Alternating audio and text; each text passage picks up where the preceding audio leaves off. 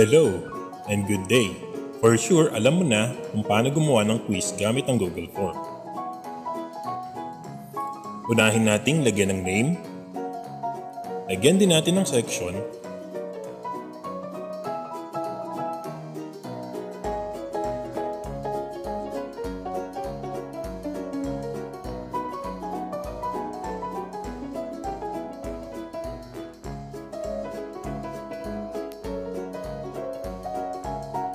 Questions na may 4 na pagpipilian.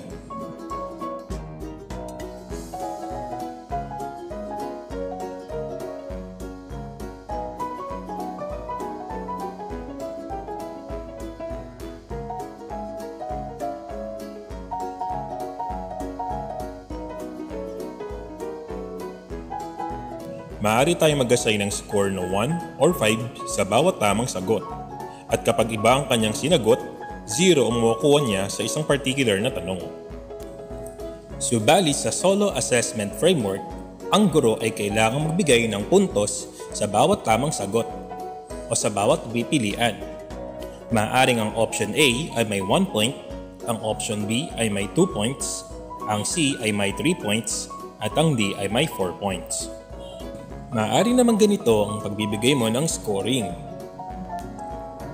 Upang maisagawa ang assessment, magdagdag tayo ng tanong sa dulo na your score. Upang makagawa ng ganitong uri ng scoring, kailangan nating mag-install ng form facade na makakatulong upang mabigyan ng magkakaibang puntos ang bawat pipilian sa isang bilang. Pag na-download nyo na ang form facade, makikita nyo ang icon na ito sa itaas na part ng Google Form. Click nyo lang ang icon Form Facade at customize this form. Then click Proceed. Ganito ang inyong makikita. Sa pinakababang part, click the setting icon of your score. Click nyo ang answer, saka mag-type sa calculate ng formula.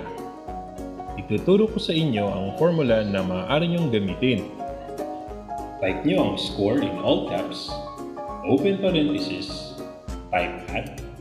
Dito pipiliin mo ang question na nais mong bigyan ng scoring. Piliin ang unang tanong, delete space, comma, then ang score sa bawat pagpipilian.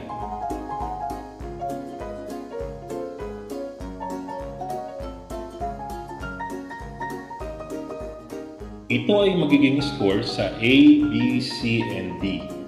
Then close parenthesis.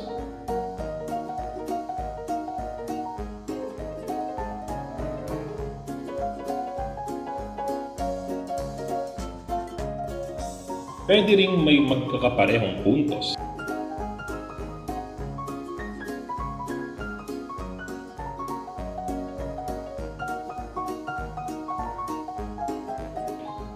Repeat the same procedure for the third question.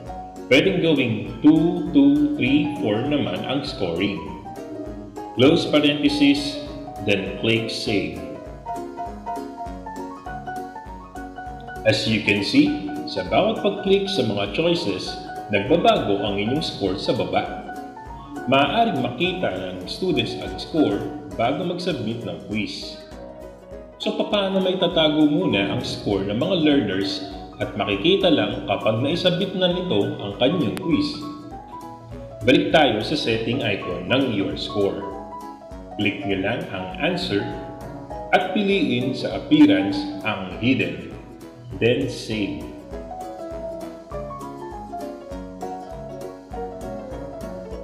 Sunod ay puntahan natin ang setting icon ng submit para makita ang display.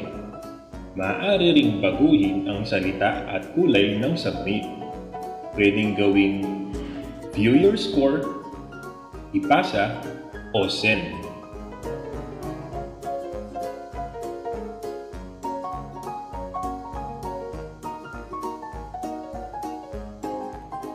Pagkatapos ay i-click ang on submit. Dito, click nyo ang pangalawang button. Ito ang makikita ng examiner kapag nag-submit na ito ng quiz. I-type ang your score is, then add field. Then choose your score. Maaari ring magdagdag pa ng iba pang nais mong mabasa ng examiner. Upang matest ang iyong quiz, click mo ang preview at simulang magsagot. Halimbawa ng name ay Toby. Section Summer. Then ang inyong sagot ay B, C, A. Click Submit. Ayan, makikita ng examiner ang kanyang score after submitting the quiz. Maaaring makita ang score ng mga examiner sa response. Upang ma-manage natin ang score ng mga examiner, maaaring baguhin ang setting nito. Kung gusto mong unang makita ang section, then name, and score ng mga examiner, then save. Maaaring gawing by 20 or by 50 ang pag-set ng numbers na examiners upang hindi ka na magpalipat-lipat ng page at mag-scroll down na lang sa pag-view ng kanilang score. Salamat sa panonood! Sana ay may natutunan kayo.